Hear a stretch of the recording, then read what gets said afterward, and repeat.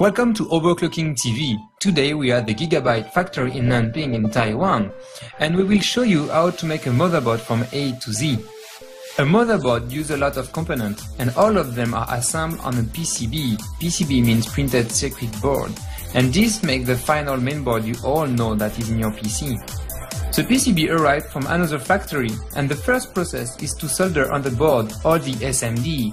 SMD means surface mounted devices. SMD is a term used for all the components that don't have pin going through the other side of the PCB, but have the electrical connection on the edge, like the audio chip, or below them, like the chipset.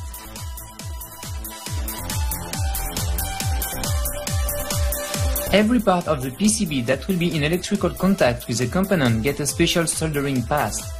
The solder pass acts like glue for all these chips before going to the reflow oven for definitive soldering.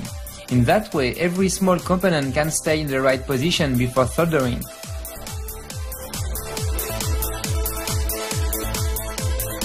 As you can see, solder pass is applied to only the PCB space where you will have a component.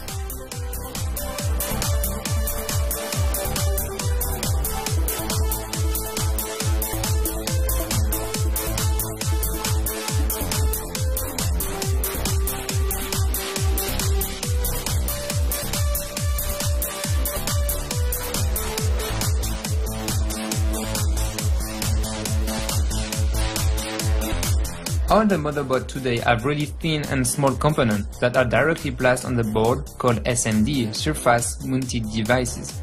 The high-speed chip placer can place from 5 to 10 components per second. It's really fast.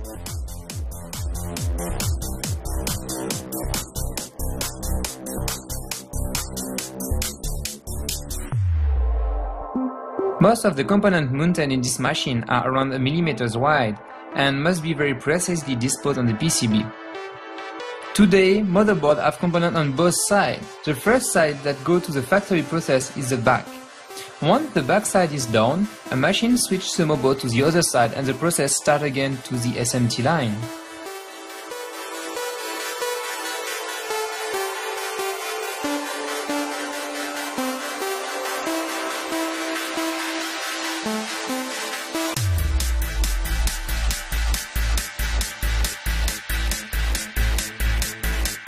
After all the small components, it's time to put on the motherboard the chipset and the chip that will make your board working, as well as the CPU sockets. Before being disposed on the motherboard, each chipset is verified by a different set of lights to check if there is any problem about the soldering point or alignment of the chipset itself.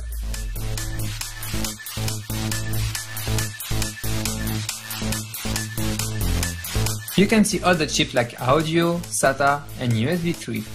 They are disposed on the board directly by this machine, as well as the CPU sockets. As example, all the chips bigger than your finger is placed by this machine. At this time, your motherboard has SMDs on the board and can go to the reflow oven for soldering. The soldering pads melt by high temperature and stick to the component and the PCB. The temperature goes up to 245 degrees Celsius by different levels. At this point, electrical connection and mechanical connection are made. Your mainboard now have all the small resistors as well as the chipset and the socket. It's time for the visual inspection. This inspection avoids any misplacement or missing parts.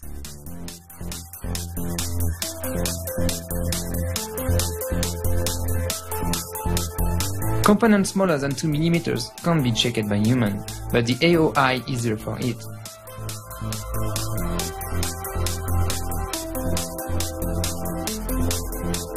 The automated optical inspection machine is checking if there is any missing or misplaced component.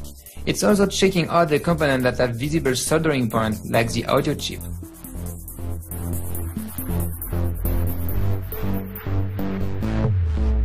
And finally, the ICT integrated chip tester can verify if every chip that have soldering point below them, like the chipset, are well connected. It does test if the chipset is well soldered electrically to the board, but not if the chipset is working itself. There is a dedicated floor for the new verification, especially for server components. Some boards are tested by X-ray to verify the quality of the soldering. This inspection is high-quality service that allow very high-end and server board to be checked for more in-depth analysis. Once this last testing is made, it's time to go to the DIP Dual Inline package.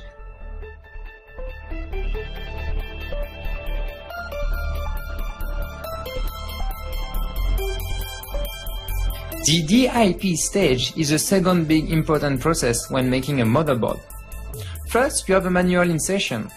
All the small components and the chipset has been added already. It's time to plug all the other components that have been going through the PCB. During this stage, all the components are manually inserted. You can see a long chain of employees inserting the in-out connectors, power plug, PCI Express, RAM slot, and other the chokes and the solid capacitors around the CPU socket.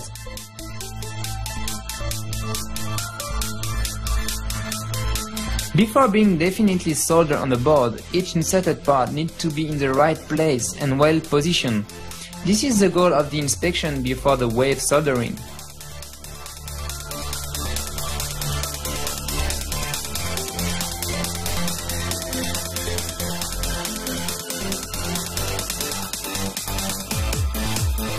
The principle of the wave solder is easy. The motherboard has its latest component on one side, with pins going through the PCB to the other side. The wave solder comes and touches the back of the PCB and pins with soldering iron melting, and that way components are soldered to the board.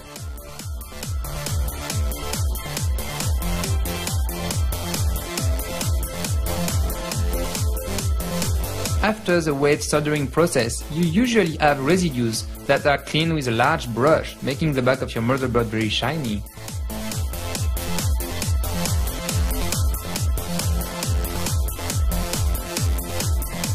Another inspection is made with some adjustment with solder iron if needed.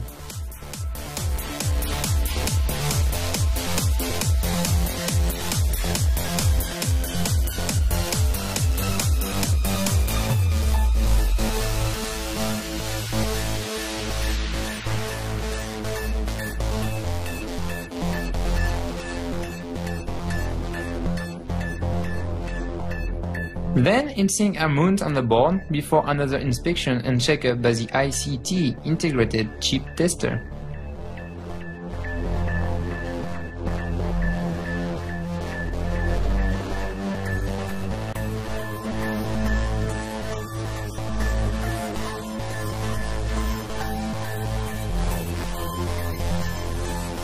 Your board is now fully functional, but the biggest quality control still needs to be done. Employees are testing everything from the connectivity to the burn test of the main board.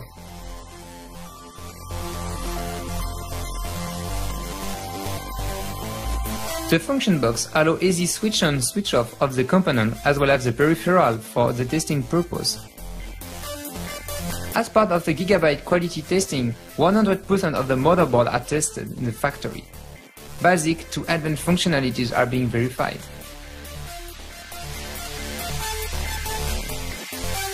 Once the board passed all the testing and quality analysis, the board is referenced and sent to the next process.